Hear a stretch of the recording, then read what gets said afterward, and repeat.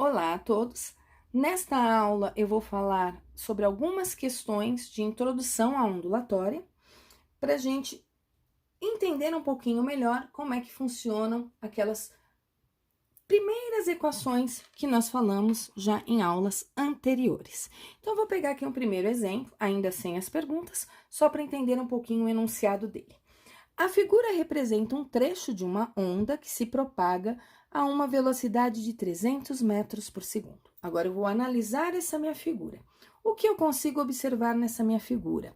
Eu sei que o ponto mais alto é a crista, o ponto mais baixo é um vale, a distância entre uma crista e um vale, de acordo com a figura, é 1,6 centímetros. O que mais ele me dá? Ele me deu a distância entre essa crista e este vale.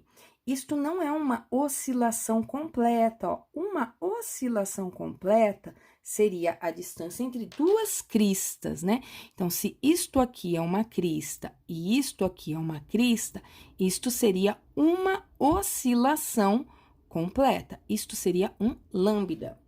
Só que aqui eu tenho, além de uma crista e outra crista, a distância que ele me deu vai até esse vale. Isto aqui, a distância entre uma crista e um vale, ela para nós é meio comprimento de onda. Ela é um lambda sobre 2, é metade de uma onda. Para eu ter a onda completa aqui, olha, eu precisaria voltar a ter outra crista. Então, a distância que ele me deu de 2,25 centímetros corresponde a um lambda e meio, uma onda e meia. E esse 1,6 centímetros é o dobro da amplitude, porque a amplitude é a distância onde eu não tenho oscilação nenhuma até uma crista, ou a distância entre o ponto que eu não tenho oscilação nenhuma e um vale. Então, eu sei que o dobro da amplitude vale 1,6 centímetros. Mas o que esse problema quer, né? Porque até agora eu li uma parte do problema, eu não sei as perguntas dele. O problema quer saber: para essa onda, determine a amplitude. Então, vou representar aqui a amplitude pela letra A maiúsculo. Eu sei que na minha figura, a amplitude seria essa distância da corda parada até a crista, ou da corda parada até um vale. Se 2 vezes a amplitude vale 1,6, então se 2A vale 1,6, isso significa que a amplitude é 1,6 sobre 2, que vai me dar 0,8 centímetros. Depois, ele quer saber o comprimento de onda. O comprimento de onda é o que nós representamos pelo símbolo lambda, a letra do alfabeto grego. Essa aqui, ó, que eu acabei de desenhar, parece um Y de ponta cabeça. O que eu sei da minha figura? Eu sei que uma onda e meia medem 2,25 centímetros. Quanto mede uma onda apenas? Uma onda e meia eu posso escrever como sendo 3 sobre 2 lambda, ok? Então, se eu pegar a minha onda e imaginar que eu dividi ela pelo meio uma vez, né? Distância entre uma crista e um vale é meia onda. Então, isto aqui para mim seria meia onda. Aqui eu teria meia onda de novo, o que dá uma onda completa. E aqui eu teria mais meia onda. Então, eu tenho meia onda e meia onda 3 vezes. Então, 3 lambdas sobre 2, 1,5 da onda. 1,5 da onda mede 2,25 centímetros. Ou, se quiserem, 1,5 lambda é igual a 2,25 centímetros. O que significa que um lambda inteiro é 2,25 dividido por 1,5, ok? Unidade disso, centímetros. Pessoal, essa resolução toda eu vou colocar agora para vocês no PowerPoint, tá? Tudo organizadinho. Peraí que eu vou limpar a tela. Limpei a tela, então, eu tenho aqui uma ilustração mais bem feita para vocês do que a amplitude e o cálculo. E aqui eu tenho o comprimento de onda, o 2,25 dividido por 1,5. Eu escrevi em notação científica, pus na unidade metros, ok? E aí, vai me dar 1,5 vezes 10 a menos 2 do metro, ou 1,5 centímetros, ok? É o meu 2,25 dividido por 1,5. No item C, ele quer saber a frequência. E como é que eu vou fazer para achar a frequência? Vejam, eu tenho a velocidade dessas ondas e eu sei o comprimento delas. Se eu sei velocidade e eu sei o comprimento, eu tenho uma expressão que eu mostrei para vocês que me permite calcular a velocidade, que é a equação da propagação das ondas. Isso é, velocidade é igual ao comprimento da onda vezes a frequência. Eu sei a velocidade, que é 300. Eu calculei o comprimento de onda, aqui eu passei para metros, porque a velocidade que ele me deu aqui estava em metros, tá? Então, eu já escrevi essa velocidade, o comprimento de onda em metros para facilitar a vida, e a frequência é o que eu queria descobrir. 1,5 vezes 10 a menos 2 estava multiplicando, eu levei para o outro lado, dividindo. Então, 300 dividido por 1,5 vezes 10 a menos 2 vai me dar 20.000 Hz, que eu posso escrever como sendo 20 kHz, lembrando que o K representa 1000. O que significa eu falar que eu tenho uma onda de frequência 20.000 Hz? Hertz significa por segundo, número de ondas que eu tenho por segundo. Então, uma frequência de 20.000 Hz está me dizendo que eu tenho 20.000 ondas a cada 1 segundo. O próximo item, que é o item D, ele pergunta o período. E nós sabemos que existe uma relação entre período e frequência. Que relação é essa? A frequência é o inverso do período ou o período é o inverso da frequência.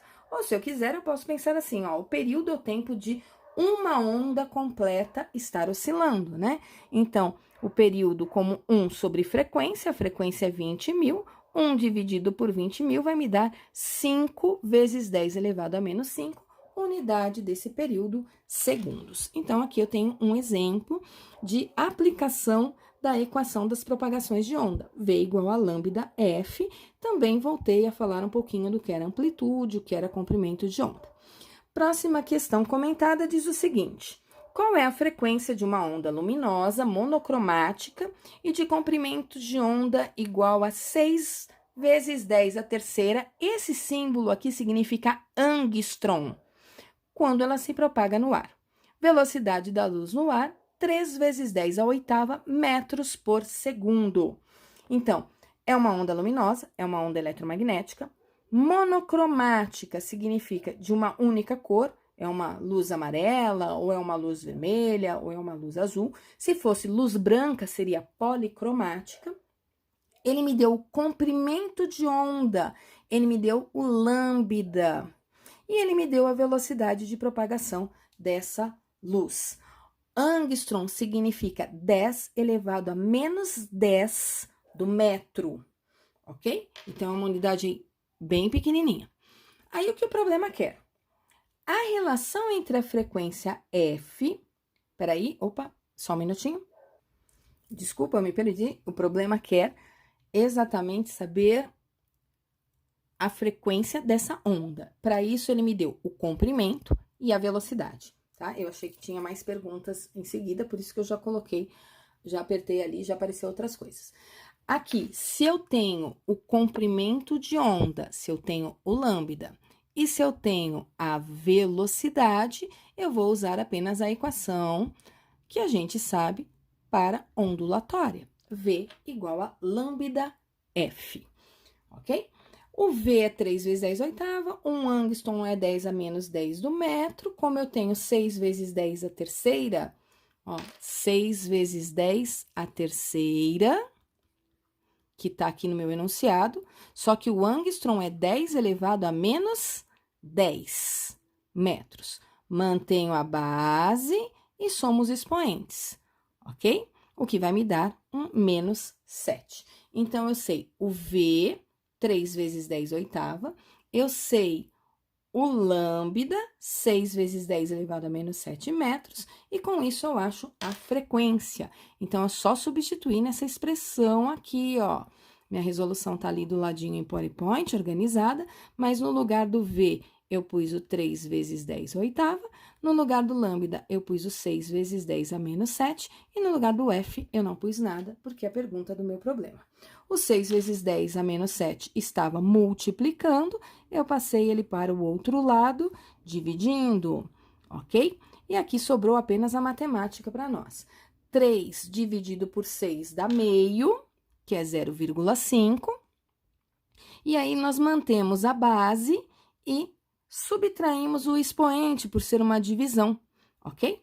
Então, opa, perdão, nossa, quase caiu tudo aqui, mil desculpas aí para vocês, tá? É que o tripé, eu bati a mão aqui no meu tripé, que estava segurando a câmera. Então, eu divido o 3 por 6 e acho o 0,5, conservo a base 10 e subtraio os expoentes. 8 menos o menos 7. E isso vai dar menos 13. Perdão, menos 15.